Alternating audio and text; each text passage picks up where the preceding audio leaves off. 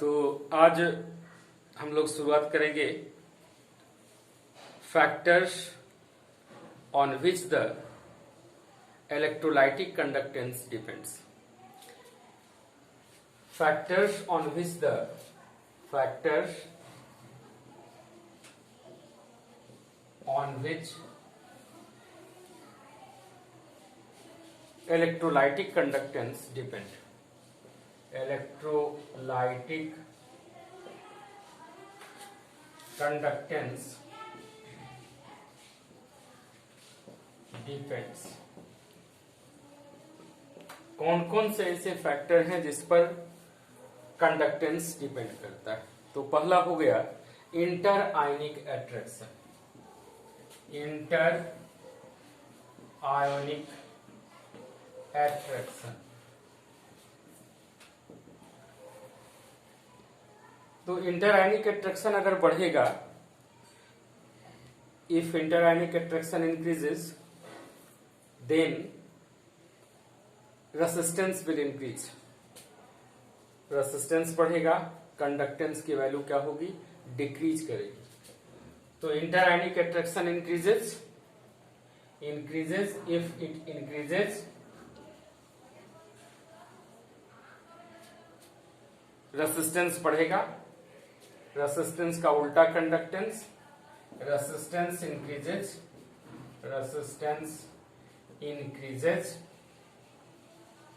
And thus conductance decreases. दूसरा हो जाएगा polarity of solution. Polarity of solute. अगर मान लो हाईली पोलर सॉल्यूट है, तो क्या होगा? उनका डाइलेक्ट्रिक कांस्टेंट ज्यादा होगा। डाइलेक्ट्रिक कांस्टेंट जब ज्यादा होगा तो कंडक्टिविटी की वैल्यू के कंडक्टेंस का वैल्यू क्या होगा? इंक्रीज करेगा। कंडक्टेंस याद रखेंगे, कंडक्टेंस नॉट कंडक्टिविटी। तो polarity of solute increases, thus dielectric constant increases. Dielectric constant increases and thus conductance increases.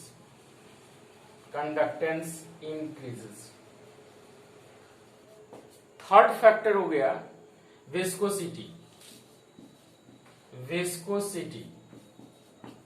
अगर विस्कोसिटी को हम बढ़ाएंगे, विस्कोसिटी इंक्रीजेस, तो viscosity increases and thus conductance decreases.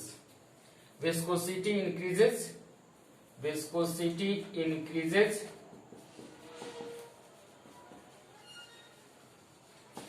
And thus conductance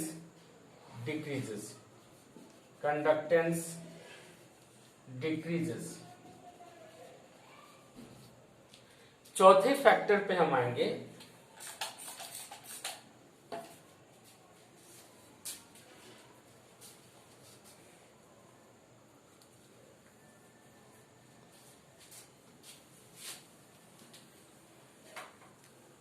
temperature. अब मान लीजिए आपसे अगर पूछे कि कंडक्टेंस का टेम्परेचर पर क्या असर पड़ेगा या टेम्परेचर का कंडक्टेंस पर क्या असर पड़ेगा, तो फोर्थ फैक्टर हम डिस्कस करें टेम्परेचर।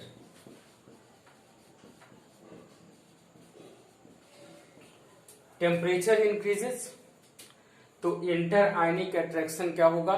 वो डिक्रीज करेगा। टेम्परेचर इंक्रीज करेगा, temperature increases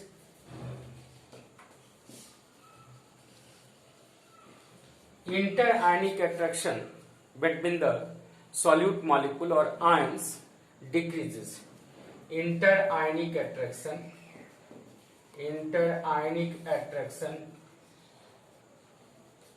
decreases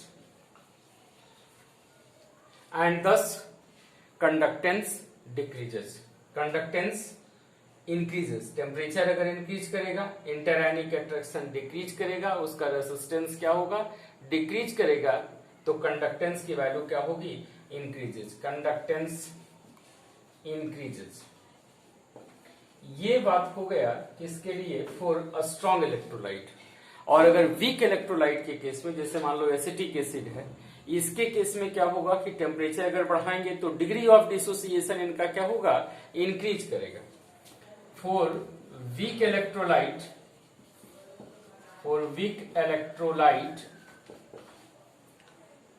alpha value यानी डिग्री ऑफ डिसोसिएशन जिसको बोलते हैं, ये क्या होगा, इंक्रीज करेगा, इंक्रीजेस,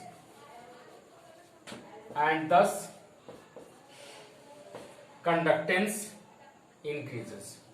तो आइदर अ स्ट्रॉन्ग इलेक्ट्रोलाइट हो या वीक इलेक्ट्रोलाइट हो, दोनों केस में टेम्परेचर को अगर बढ़ाएंगे तो कंडक्टेंस की वैल्यू क्या होगी, बढ़ेगी, इंक्रीज करेगी।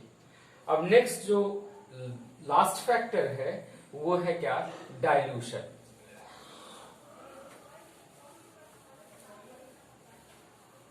फिफ्थ फैक्टर हो गया डाइल्यूशन। तो फिफ्थ फैक्टर डाइल्यूशन, अगर किसी सॉल्यूशन को अगर हम डाइल्यूट करेंगे तो उसका कंडक्टेंस का वैल्यू क्या होगा, इंक्रीजेस।